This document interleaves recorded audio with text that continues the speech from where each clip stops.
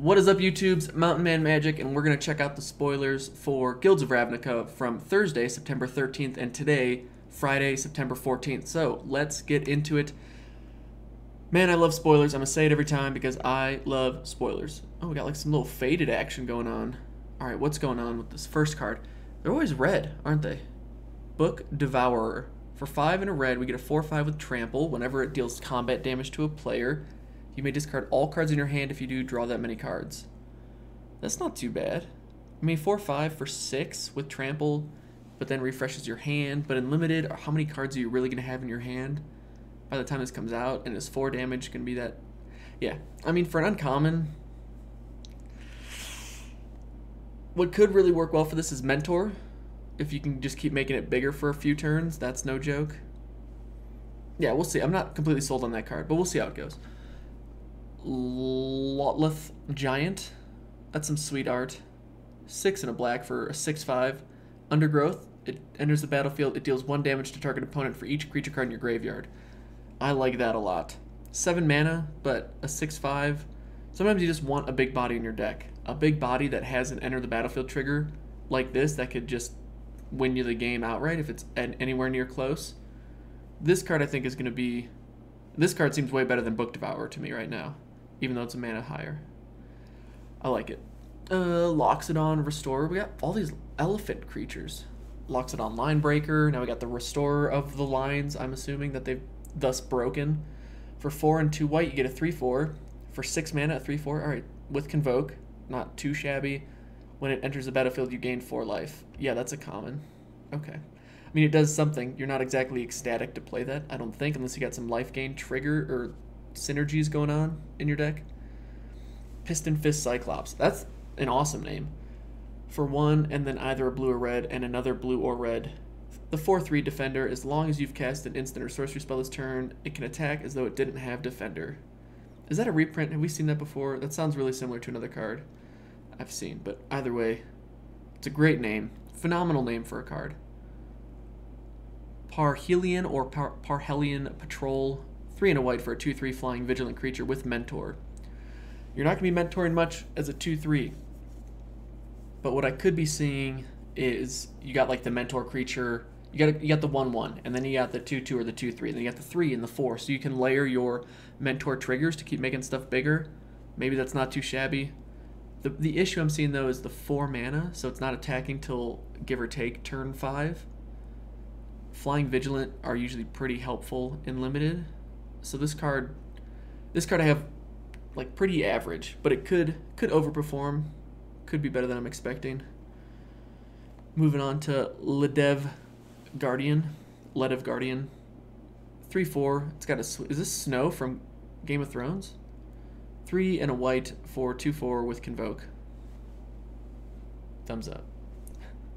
Disinformation Campaign. It's another sweet Dimir card. I can already feel it. The art's awesome. 1 white... Jeez. 1 blue and black. Enchantment. When it enters the battlefield, you may draw a card and each opponent discards a card. Alright.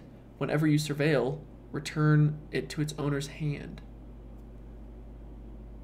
I mean, there is an obscene amount of surveil in this set already. So the fact that this card is probably going to get bounced a couple times isn't too shabby. Like, you could totally build a surveil deck with the cards I've seen thus far and get a lot of value out of this. Play it turn 3, turn 4 you're definitely surveilling. Potentially playing this out again in turn 5. Now that's a lot of taking time off, and then if you're doing it turn 3, 5, maybe 6 or 7, depending on what's left in your hand. I mean, if you get your opponent to discard 3 cards and you draw 3 cards, a 6-card net advantage is probably enough to win you the game, but you're also taking off X number of turns, which may end up costing you the game, so it's got that good pros and cons to it. But if you have a decent deck, you have a decent curve out, this card could win you the game, just off card advantage. Alright, Enhanced Surveillance. 1 and a blue, you may look at an additional 2 cards each time you surveil. Exile Enchanted Surveillance. Shuffle your graveyard into your library. You may look at an additional 2 cards. So if it says surveil 1, you're surveilling 3. You could potentially put 3 cards into your graveyard. It may not be as good in limited. I mean, that's just a solid ability. If you have enough surveil, this card's probably pretty good. But I feel like in constructed, this is going to get pretty abused. Or it'll be cool to see if someone can figure out a way to really abuse this card in constructed. Oh, this I can read this. Ooh, it's a miscut. You don't often see preview cards or spoiled cards being miscut since they're not actual cut items. But somehow someone found a way to cut it. It just says, I'm green and I cost 3 and a green and I am an uncommon. Looks like it's an enchantment since there's no power and toughness. Could be an instant or sorcery. I'd probably give it an A-. First pickable for sure. Dimir Spybug. Blue and black, already liking it. A 1/1 flying menace. Whenever you surveil, put a 1/1 counter. Wow.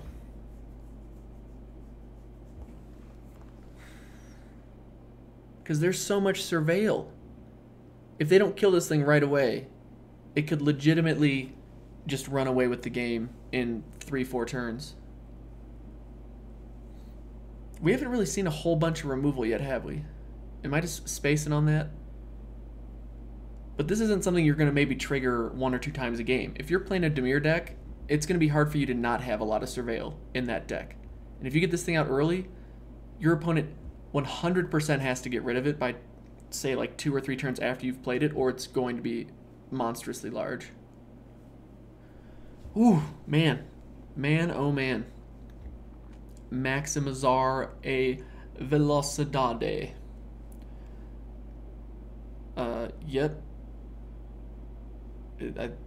Cool. It's a 1/1. Target creature gets +1/+1 and gains flash until end of turn. Jumpstart. Cool. Something like that. It's red. I rate it a D+. Creeping Chill for 3 and a black. Deals 3 damage to each opponent and you gain 3 life. 2-hit giant, what's up? When Creeping Chill is put into your graveyard from your library, you may exile it. If you do, deals 3 damage to each opponent and you gain 3 life. Again. So, no matter what happens to it, if you surveil it to the... Wait, is this saying... So if you surveil it into the graveyard, you basically get to play it for free? Dude, come on. That... Please tell me I'm wrong on that. Oh, man. Dude, surveil just seems OP. Dimir seems OP right now. Even... You'd even be happy playing this in Undergrowth, because you're probably going to have some ways to get... some abilities to get cards in your graveyard. I hope Undergrowth has some synergies with it. Man, oh man. What strategies are you guys seeing out there? I'm just curious what combos you're looking to get, what guilds are you looking to combine, what mechanics do you think are more abusable than just a lot of surveilling? You know what I mean? Alright, Watcher in the Mist. That's some creepy but awesome artwork. For 3 and 2 blue, you get a 3/4 flyer. When it enters the battlefield, surveil 2. Solid card. This is not as good as... What was the thing from Dominaria? The Scry 2 when it came in, the big blue flyer. Right, because that cost 5 mana, didn't it? I think. I can't remember. This looks a little worse just because it's double blue and it's a 3/4. I digress. Omnispell Adept for 4 and a blue. It's a rare, okay. 3/4. For 2 and a blue, you can tap it. You may cast an instant or sorcery card from your hand without paying its mana cost. I guess we'll have to do a deeper dive on all of the spells and instant sorceries that you would want in your hand. Or, geez, that you would even be able to draft, let alone make your deck. Because you don't want to risk it where you play some ridiculous spell that you have no way to cast besides through this card's ability. But the fact that it's even there is pretty intriguing. It's great that you could maybe even put cards in your deck that you wouldn't normally be able to play, except this, and in a way it's mana fixing. I wouldn't go that far, but that seems like a solid card. Might be better for constructed as well, I don't know. We'll have to wait and see. Swiftblade, Vindicator. We got them Boros colors. 1/1, double strike, Vigilance, Trample. Well, there is your mentor focused card right there. That's your ideal card. It's a shame that it's a 2 mana cost without haste. If it had haste, then it'd probably just be too strong if it had haste. And can you trigger the same thing with, like, say you have 2 cards with Mentor, you play a 1/1 out, can the Mentor target that creature twice? I'm assuming it could, as long as the trigger is still valid. Like if you have a 2-power creature and a 3-power creature, you have to say 2 power goes first, then the 3-power. Now it's a 3/3, double strike, Vigilant, Trample. That's still pretty dumb. That's a fun card. Boros got a little bit of a bump. It's a shame it's a rare, but an uncommon would be too good. So, yeah. I'm with it. Ritual of Suit or Soot. I don't know. SWAT. Maybe there's some weird inflection on it. Ritual of Soot. For 2 and 2 black, destroy all creatures with converted mana cost 3 or less. Well, that's really good that you give Dimir the option to just destroy an entire guild's board, like Selesnya or Boros, or anything that could even have an attempt at aggroing you to death before you just surveil to everything you need. In a way, it's kind of like a self-synergizing removal if you're playing the Undergrowth strat. But black-blue, I'm not convinced that it's not the guild that everyone's gonna be shooting for. And now we have Connive or Concoct. Connive or Concoct. Okay. Connive for 2 and either blue-black or blue-black. You gain control of target creature with power 2 or less. Interesting. This is a rare. Okay, and then for 3 blue and black, surveil 3, then return a creature card from your graveyard to the battlefield. What? Again, these cards, this seems like one of the strongest split cards. Actually, like I'm digging this art. Look at this. Look at that reflection. You got scary like bone, ghost looking dude. I like that detail. But I'm excited to play Dimir. That's all I can say. I'm not excited to play against it. I'll tell you that. But it seems pretty good. Ooh, we have another Mythic. Trostani Discordant. For 3, Selesnya. Jeez, I can't. My brain just wants me to say the wrong colors every time. For 3, a green and a white, you get a 1/4. Other creatures you control get +1/+1. When it enters the battlefield, create 2 1/1 white soldiers with lifelink. At the beginning of your end step, each player gains control of all creatures they own.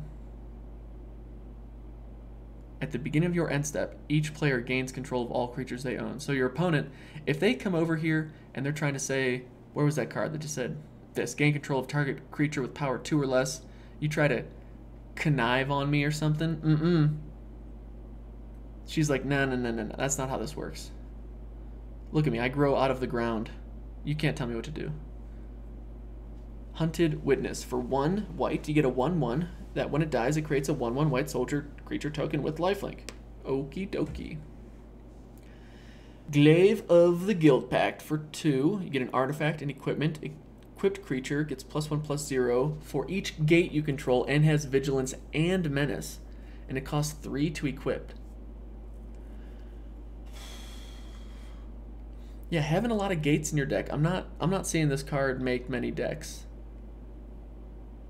Because, yeah, +1/+0, vigilance and menace is nice, but to invest 5 mana into it, that's a huge investment for what could end up being pretty minimal gain. And it's just a high risk in that you don't get any bonus unless you have gates. So, unless there's a card that says gates enter the battlefield untapped, or whatever. I mean, taking turns off to play tapped lands and try and just get...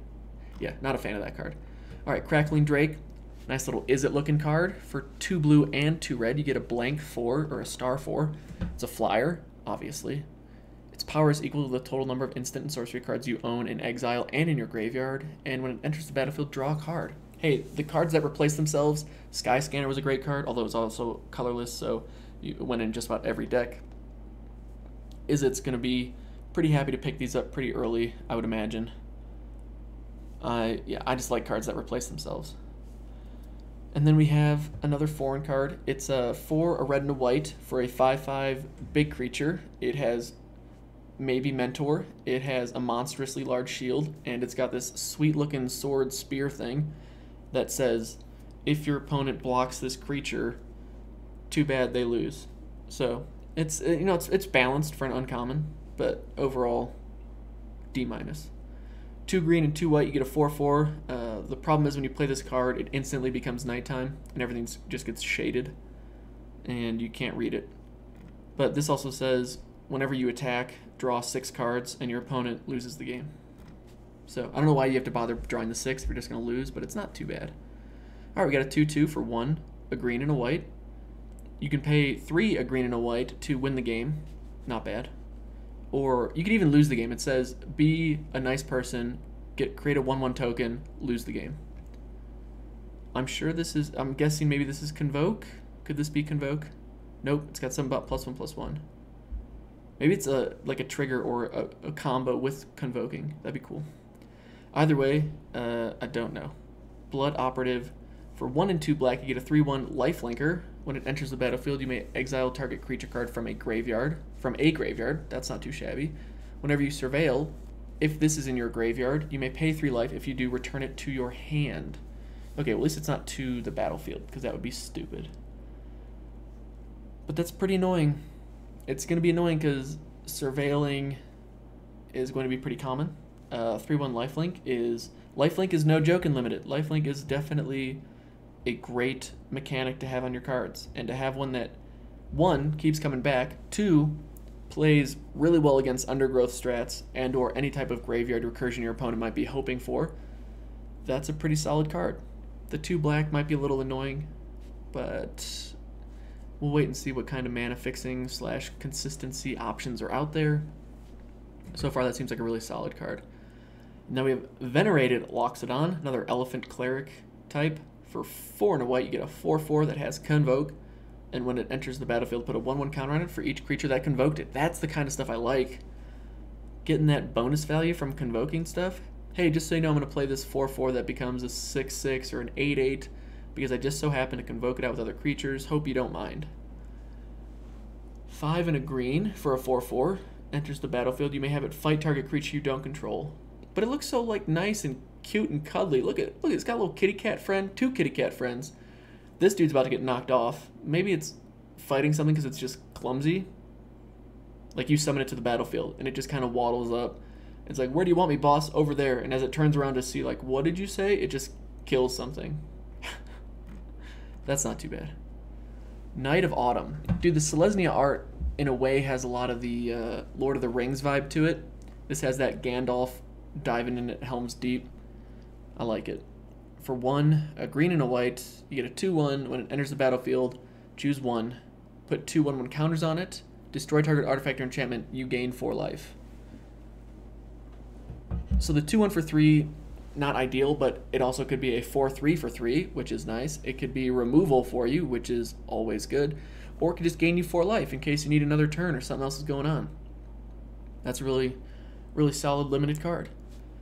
Ocarina Assassin for 1 black and green. You get a 1/1 death touch. All creatures able to block Ocarina Assassin do so. So it's got its own built-in declare dominance every turn you attack with it. That's not too shabby. Have we seen many pump spells? That may not even matter either. If you just have creatures that can pump your other creatures up, you don't even need other cards to do it for you. You know, like instants or sorceries. Yeah, this card I could see being quite the win condition. Like you play it, you say go, and your opponent realizes if I don't have an answer for that this turn, I lose. That's a 1/1, so the chances of you being able to protect it are diminished depending on what else you got in your deck. But this seems like a pretty solid win con for a limited Golgari deck. Centaur Peacemaker, 1 green and white, 3/3. When it enters the battlefield, each player gains 4 life. Why? Why each player? Why can't you just gain 3 life? Why do you want your opponent gaining 3 life? 4 life. Sorry, it's a 3/3. Please accept this offering. I sincerely hope to leave my mace at my side. That seems like a bad idea. I mean, maybe Selesnya shows up and is so powerful at the point of, if you don't kill us by turn 5 or 6, we're just going to always get too big to be overrun. So the fact that you're giving them 4 life is almost like a backhanded compliment. You know what I mean? It's like, hey, you can have 4 life. I'm attacking for 89 next turn, but you can have 4 life. Let me know how that feels. Yeah, maybe? No? Agree to disagree? I don't really, have a strong opinion on it. But I think it'd be pretty funny if Selesnya does end up being the come from behind strongest guild. What do we have this? Bunek Torul. So, yep, read that perfectly. 2 in a red for a 3/3. It's probably got Mentor, and when it attacks, you get to search your deck for any card, put it in your hand. That's not bad. Okay. I might have misread it a little bit. You guys can correct me, but I think I nailed it. Aurelia, Exemplar of Justice. For 2, a red and a white. So this is a Boros Mythic. Excited about that. A 2/5. Interesting. Flyer, Mentor. I can dig it. At the beginning of combat on your turn, choose up to 1 target creature you control. Until end of turn, that creature gets +2/+0, gains Trample if it's red, gains Vigilance if it's white. At the beginning of combat on your turn, choose up to 1 target creature you control. So it can target itself, and then that creature gets +2/+0, Trample, and Vigilant. So it is a 4/5. If you target itself, it's a 4/5 Vigilant Trample creature. That seems not too shabby at all.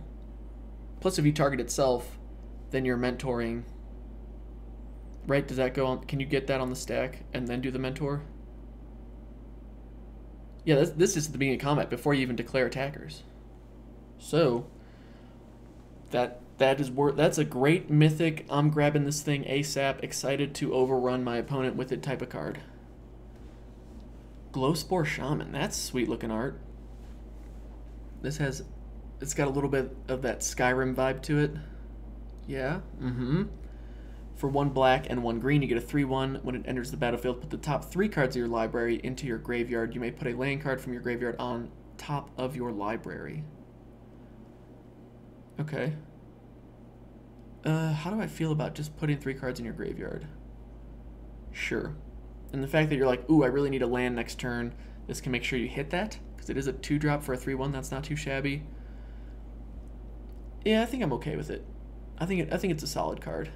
I'll have to wait and see, because my one concern is Golgari needs to have some type of way to get the cards you want out of your graveyard back into play. I think is the one thing that I haven't seen enough of. It definitely wants stuff in the graveyard, for sure. But if you're always putting stuff into your graveyard blind with no way to get it back, that terrible feeling of, look, I have a few answers, and all of them have ended up in the graveyard, and now I have no way to get them back, no way to really win, even though my other stuff gets a little bit of a bonus from it. That's my main concern with Golgari right now. Sky Knight Legionnaire. For 1 red and white, you get a 2/2 Flying Haster. That's a great card. At common? Dude, you're going to be all about these cards. A 3-drop 2/2 Flying Haste. Yes, please. Every time. More. 3, 4 of these. Happy to play them. City Watch Sphinx. 5 and a blue, you get a 5/4 flyer. When it dies, Surveil 2. That's not bad. Because you really don't want to trade a 5/4 to Surveil 2 more often than not. That's a fair trade-off for having Surveil 2 on it. Thoughtbound Phantasm. For 1 blue, you get a 2/2 defender. When you Surveil, put a 1/1 counter on it. As long as it has 3 or more 1/1 counters on it, it can attack as though it didn't have defender. That's so dumb. Dude, that's... Oh, my goodness. Like, you're putting down a card, a 1-drop, that you are more than happy to play, because a 2/2 blocker is going to buy you at least a turn or 2. Then the fact that every time you're surveilling, which looks like it's going to be 90% of the spells in your deck, so by turn 4 or 5, you're going to have a 5/5 card just kicking it. And because you're surveilling so much, you're really going to have a hard time running out of gas, or at least cards that keep you in the game. This seems like... now I actually am getting a little annoyed at how strong Dimir feels. I'm going to love if when I start drafting that I force Dimir, or I keep getting decent Dimir decks, and then they still just end up doing terrible.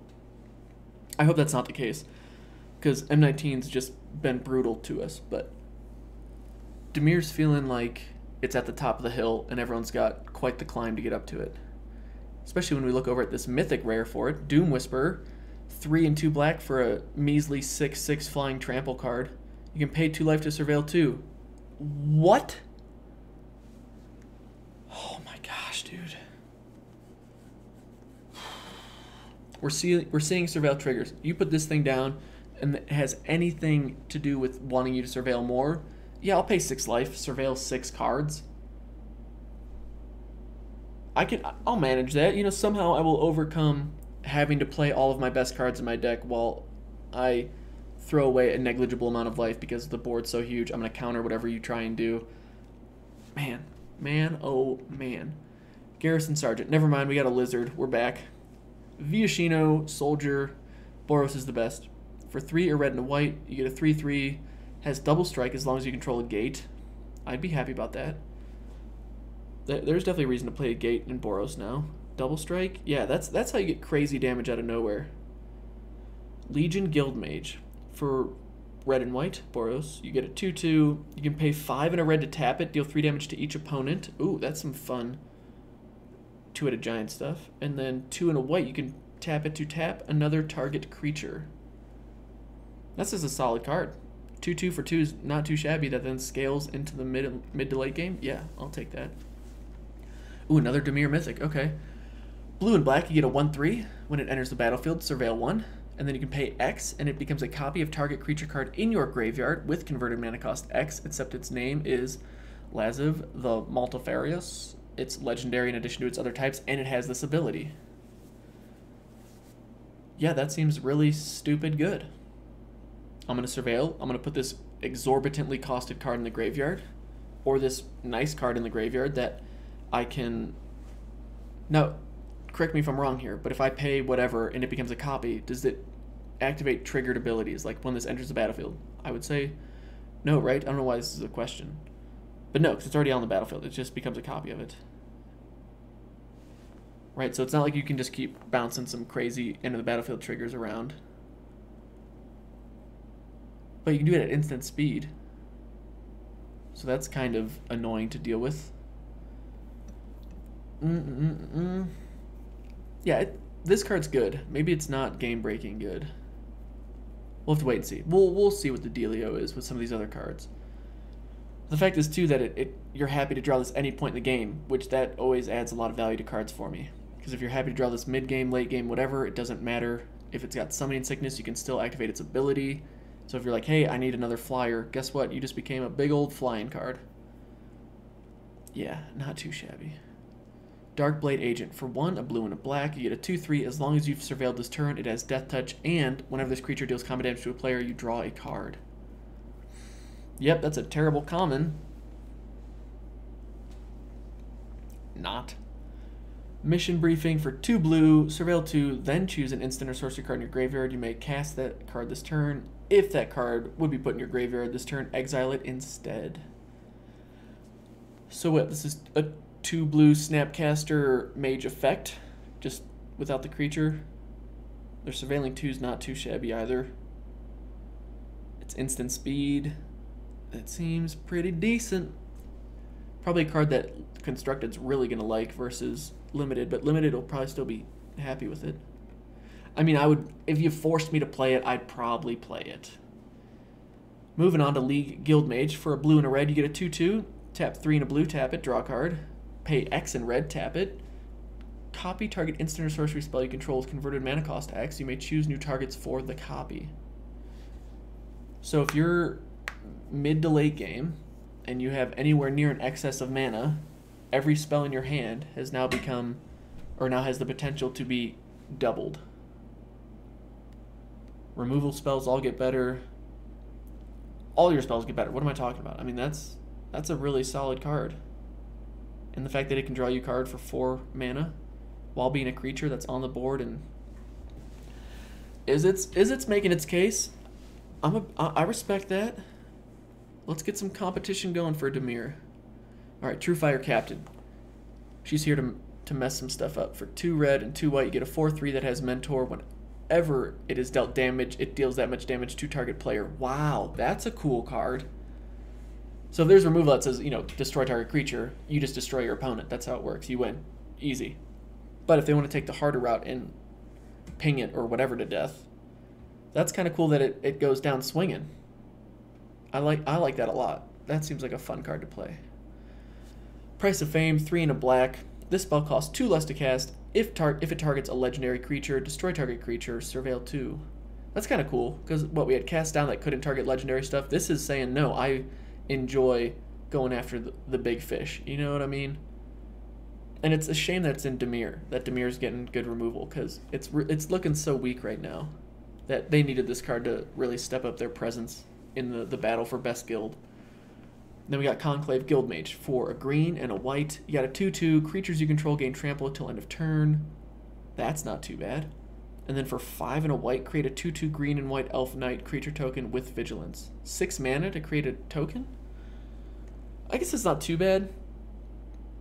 The fact that you can then just pay 1 green and tap it to give other creatures trample, that's always one of the biggest issues with green creatures, is you can get the big bodies down, but then they get chump blocked and they're not really getting through. The fact that you can give all your creatures trample, I like this card a lot.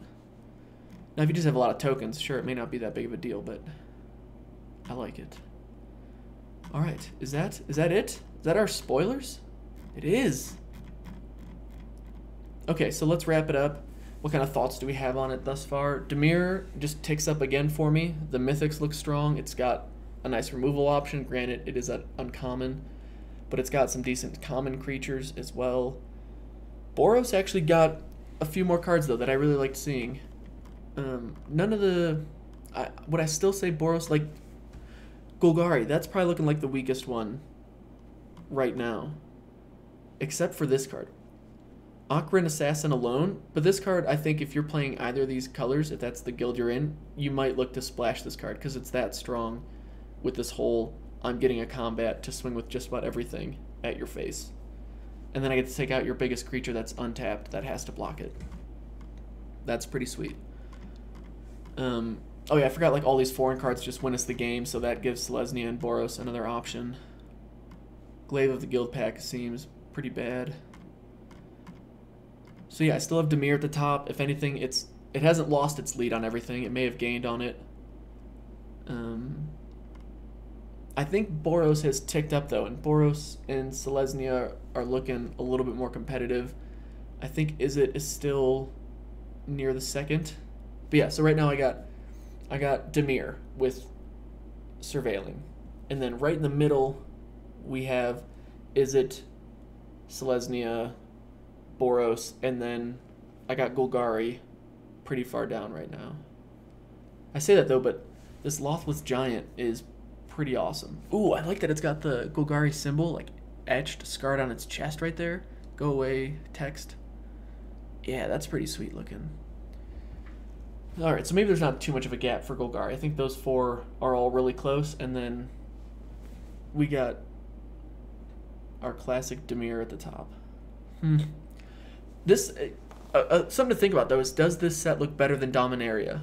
There's another question. Does this set rival a set that I thought was the best that I've seen since I came back to the game? And from what I've seen or heard from most people, the best set in years. And we're returning to Ravnica, and this set looks legit. This set looks like a lot of fun. It has a lot of good cards. It's seeming like this is going to take a while to get old. You know what I mean? Like, M19 has kind of been dragging, and I'm just going to blame it on everything out of my control, because who wants to take responsibility for their poor plays, right? But this seems like, you know what, I want to... Hey, this draft I'm playing Boros. This time I'm playing Boros splashing some Selesnya cards. This time I'm playing Selesnya splashing some Boros cards. Oh, let's try Dimir. Let's try Dimir splashing some Golgari. Vice versa. There's so many options that I think could really work out. So yeah, with that, I'm pretty excited. Next week, so no M19 drafts next week. I'm going to just start working on a lot more limited content. I also have some pretty, we'll say, silly videos that I've planned. I don't know when I'll release them, because I don't want, like, this is spoiler season. This is the time to be checking out Magic content for the new set, because I just love spoiler season. I'm super excited about this new set, so I don't want too much stuff distracting from that, because one, it's just going to be hard for people to want to pay attention to it. So I might wait for that after Guilds of Ravnica is released, but I will try and come out with as much limited related, new set related content as possible come next week and the week after until we do come to that pre-release. So with that, if you're interested in that content, definitely let me know what you're looking for, but please do consider subscribing, hitting the like button. Just let me know what you're looking for, because I just enjoy making content, and if it's something you want to see, I probably want to cover it myself, and then we can just have a good time. So with that, I'm just going to say, hope you all had a great week. Hope you all have a great weekend. Thank you all for watching. I'll see you in the next video. Peace.